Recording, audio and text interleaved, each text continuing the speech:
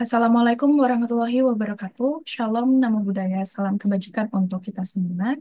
Perkenalkan, nama saya Niputu Lydia Pramesti dari Politeknik Statistika STIS akan memaparkan hasil penelitian kami yang berjudul Pemetaan Wilayah Aman dan Berkelanjutan dalam Dimensi Lingkungan di Indonesia dengan Pendekatan K-means Clustering.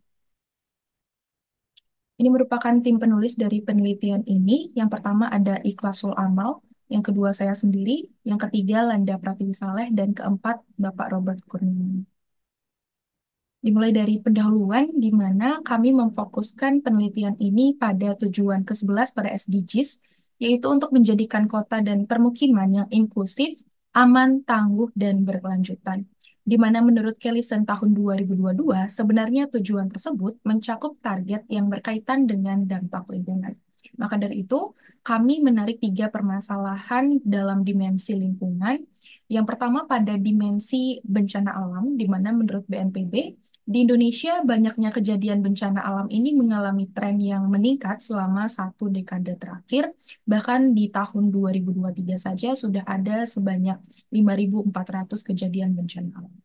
Lalu untuk dimensi yang kedua yaitu dimensi akses terhadap energi yang dimana diketahui Indonesia masih bergantung pada sumber-sumber energi tak terbarukan seperti bahan bakar fosil, gas alam, batu bara, dan sebagainya yang tentunya sangat berkaitan dengan polusi yang ditimbulkan. Ini juga berkaitan dengan dimensi ketiga yaitu pencemaran lingkungan yang masih saja terus terjadi di Indonesia, baik itu pencemaran tanah, air, udara, yang disebabkan berbagai faktor seperti kendaraan bermotor yang jumlahnya terus meningkat setiap tahun dan maraknya alih fungsi lahan dari lahan pertanian menjadi lahan untuk industri. Dan tentunya setiap daerah di Indonesia ini memiliki perbedaan karakter yang akan mempengaruhi implementasi dan pencapaian pembangunan di tahun 2030 nanti.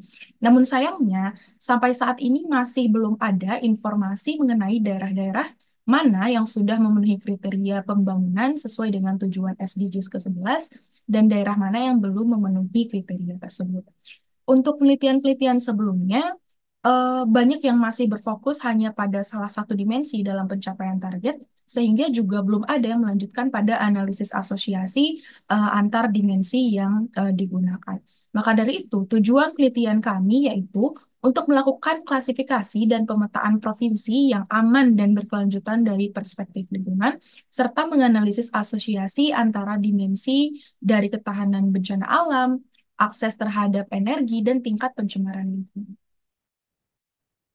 Kami menggunakan data sekunder berupa 34 provinsi tahun 2022 dari Badan Pusat Statistik dan Google Earth Engine. Lalu data yang sudah dikumpulkan diolah serta dianalisis dengan algoritma K-means dan juga odds ratio. Adapun variabel-variabel yang kami gunakan adalah sebagai berikut, di mana terdapat 5 variabel pada dimensi bencana alam, 3 variabel pada dimensi pencemaran lingkungan, dan juga 7 variabel pada dimensi akses terhadap energi. Sebelum kami melanjutkan pada analisis klaster, kami terlebih dahulu melihat dari ringkasan statistik, lalu korelasi antar variabel yang harapannya setiap variabel ini terbebas dari multikolinearitas, lalu terlihat dari Hopkins statistik yang di atas 0,5 yang menunjukkan bahwa terdapat kecenderungan pada data untuk membentuk klaster sehingga analisis klaster ini memang layak untuk digunakan. Nah, kemudian dibentuk dua klaster sesuai dengan pemilihan jumlah klaster optimum dan berdasarkan karakteristik rata-rata variabel masing-masing klaster, maka klaster pertama ini dikategorikan atau diberi nama sebagai klaster yang cukup tahan bencana, sedangkan klaster kedua diberi nama sebagai klaster yang kurang tahan bencana daripada klaster yang pertama. Nah, mayoritas provinsi di Indonesia sudah termasuk dalam klaster yang cukup tahan bencana, namun masih ada 8 provinsi yang masih kurang tahan bencana.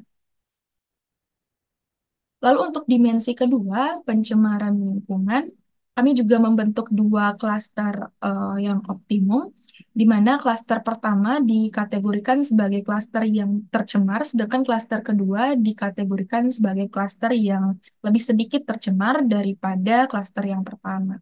Mayoritas provinsi di Indonesia itu ternyata masuk pada klaster yang tercemar, sedangkan hanya 12 provinsi yang statusnya sedikit tercemar.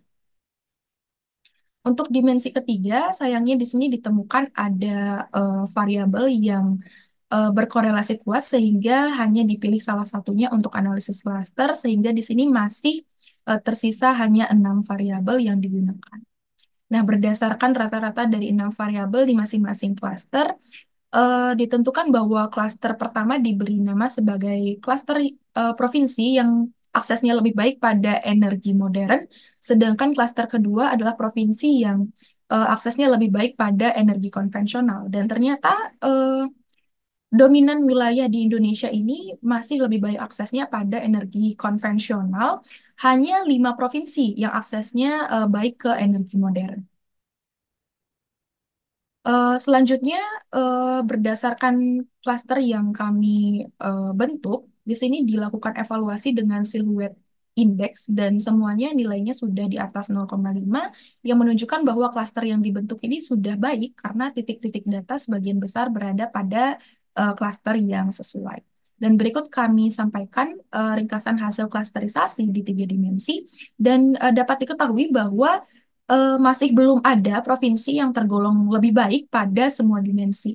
Namun, sudah ada 11 provinsi yang lebih baik pada 2 dari 3 dimensi yang digunakan. Dan mungkin untuk tantangan terberat itu ada pada 2 provinsi yang belum tergolong baik di ketiga dimensi, yaitu pada Provinsi Sumatera Utara dan Kalimantan Barat.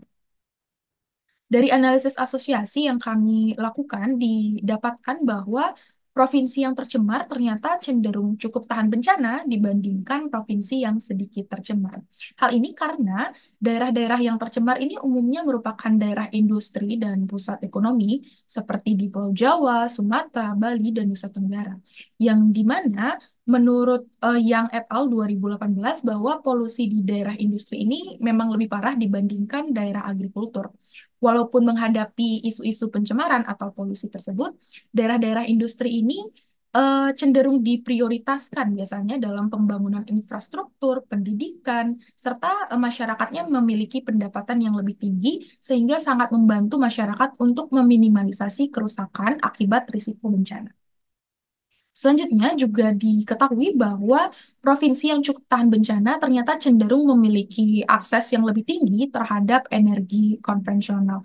Karena hal ini juga berkaitan dengan mayoritas provinsi di Indonesia yang berstatus cukup tahan bencana. Namun ternyata memang energi tak terbarukan itu masih lebih disukai oleh masyarakat, bahkan menguasai 94% dari kebutuhan energi nasional di Indonesia. Nah, berikut merupakan kesimpulan dari penelitian ini bahwa klasterisasi 34 provinsi di Indonesia berbasis perspektif lingkungan melalui ketiga dimensi yang digunakan, menunjukkan bahwa belum ada provinsi yang sudah tergolong baik pada semua dimensi.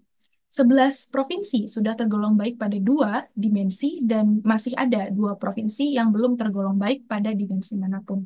Dan masing-masing dimensi berasosiasi dengan dimensi lainnya yang bisa menjadi pertimbangan dalam pembuatan kebijakan. Sekian yang dapat saya sampaikan. Terima kasih.